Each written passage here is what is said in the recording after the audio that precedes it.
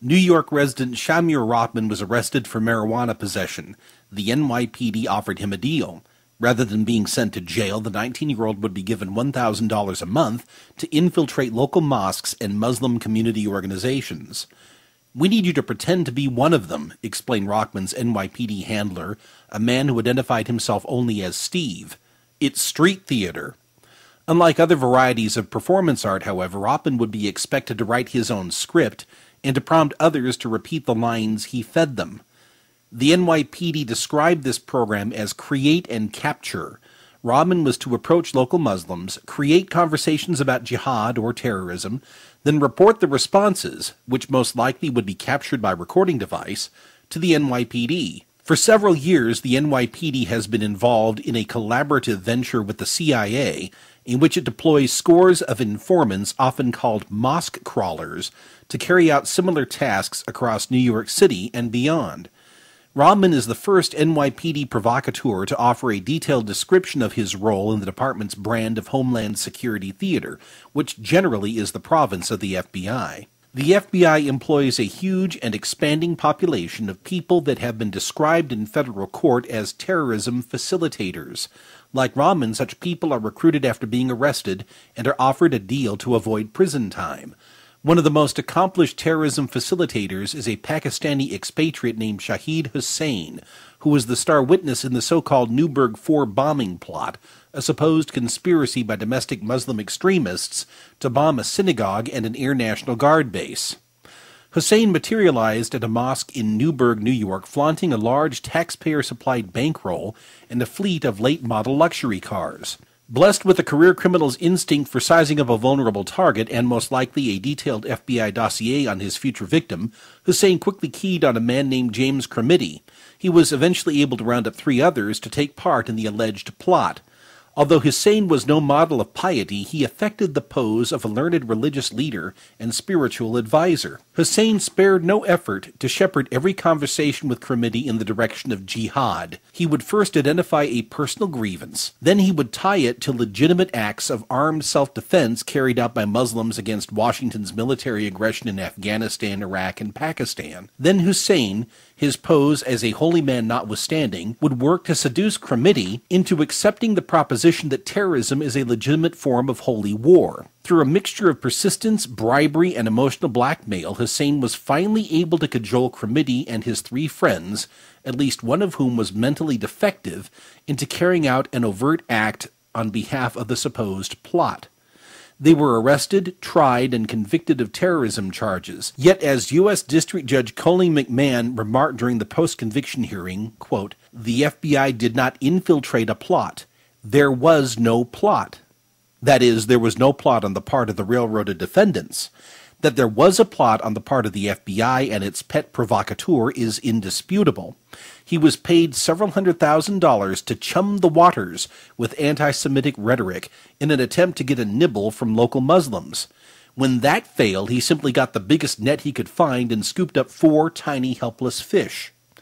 Not only does the FBI seed provocateurs into Muslim populations, it actually punishes law-abiding Muslims who either refuse to become informants or who report suspected terrorists who are on the federal payroll.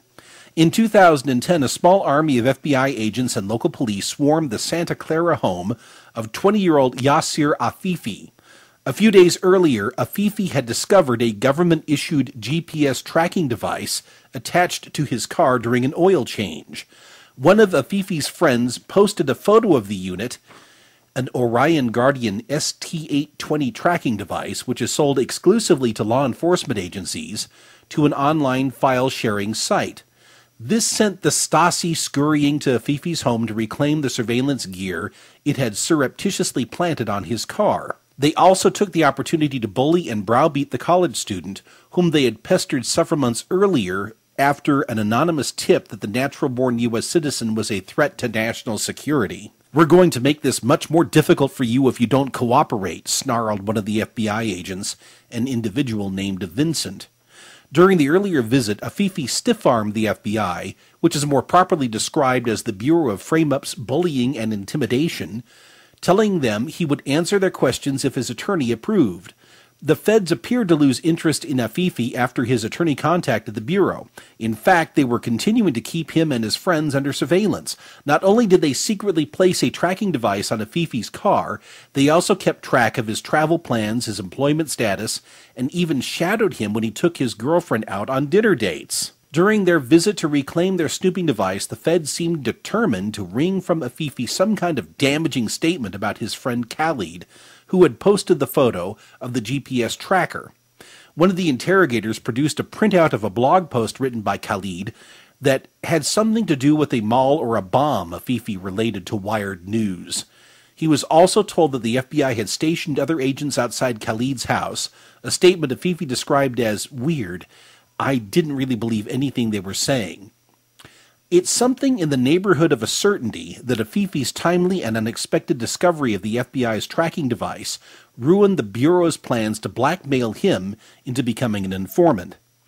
Just days before the FBI swarmed Afifi's home to recover its illicitly planted tracking device, federal prosecutors dropped charges against Afghan immigrant and Arabic language instructor Amadullah Saiz Niazi, who was accused of concealing ties to terrorist groups in his citizenship application. Niazi's supposed offense was neglecting to mention the fact that his sister was married to a Taliban leader who, at the time, was distantly allied with someone believed to be affiliated with al-Qaeda. This would mean that Niazi, who had settled in Orange County, California, was linked to terrorism in the same way that Dark Helmet was connected to Lone Star in Spaceballs.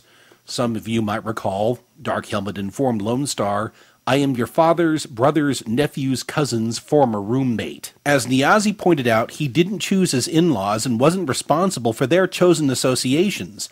But the FBI, like secret police in every despotism, are quick to capitalize on exploitable vulnerabilities of this kind. Niazi was arrested by the FBI in early 2009. Thomas J. Ropel III, a special agent assigned to the Orange County Joint Terrorism Task Force, claimed that Niazi had approached an undercover informant and offered to send him to terrorist training camps in Yemen or Pakistan. In fact, just shortly before the FBI abducted Niazi, the Bureau had presented him with what could be called the Randy Weaver ultimatum. Either become an informant or, as Niazi summarized the demand, "will make your life a living hell."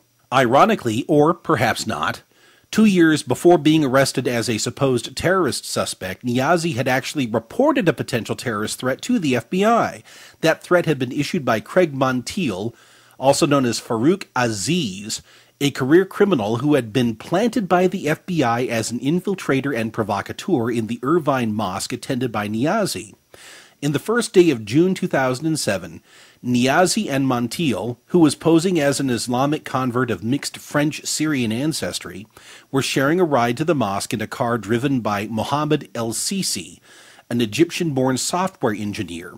A story published a few weeks later in In Focus News, which is a periodical covering matters of interest to Muslims in Orange County, described how, apropos of exactly nothing, Montiel started talking about the Iraq War, according to Niazi. He went off on a rant against U.S. foreign policy in the Middle East. The FBI's provocateur then asked if either El-Sisi or Niazi knew of an operation he could be part of. This wasn't the first time Montiel had made that pitch. Irvine resident Asraf Zied, who also attended the mosque, recalled that the informant approached him one day claiming to have access to weapons and asking if he wanted to join him in waging jihad. Immediately after their unsettling conversation with Montiel, Niazi and El-Sisi approached Hussein Ayush, director of the Southern California chapter of the Committee on American Islamic Relations, or CARE. According to Ayush, Niazi and El-Sisi were worried that the guy they knew as Farouk had gone crazy or is about to do something, and they would be considered accomplices since they knew him. Ayush himself had been cooperating with the FBI since shortly after 9/11, in exchange for assurances, which unfortunately he accepted in good faith, that the Bureau would not infiltrate mosques and keep them under surveillance. He immediately contacted J. Stephen Tidwell, Assistant FBI Director in Los Angeles, to warn him about Farouk. "I am calling to report a possible terrorist," Ayush told Tidwell. "He is a white convert in Irvine." "Okay, thanks for letting us know," Tidwell curtly replied, cutting off Ayush. What he should have said was, "I know, he's one of ours." Instead, Tidwell dispatched Special Agent Ellis Kupferman to interview Niazi, El-Sisi, and several others who had met Montiel. This was done to determine if the FBI could wring any more use out of its infiltrator, and also to learn if any of those who became suspicious of the undercover asset could be induced into becoming informants themselves. After his cover was blown, Montiel filed a lawsuit against the FBI. In that suit, he disclosed that his assignment was carried out, quote, pursuant to a national security directive called Operation Flex, which was signed by President Bush as Executive Order number 12356. With amazing candor, Montiel described how he was instructed, quote, to advance an agenda that involved organizing terrorist activities, making reference to jihad or holy war, and organizing terrorist plots and activities. In brief, Montiel was a taxpayer-funded terrorism facilitator on the FBI's payroll. In June 2008, an anguished Niazi went to Alyosha's care office to report that the FBI was threatening to prosecute him for perjury because of his failure to report his distant, attenuated, and inconsequential connection to terrorism. Unlike Montiel, Niazi had never harmed another human being, yet he was told that he faced more than 30 years in prison unless he was willing to become an informant. I came to America thinking that this was a free country, and I'd be treated with dignity and humanity, a tearful Niazi told Alyosha. The FBI has done more than its share to disabuse many people of such comforting delusions.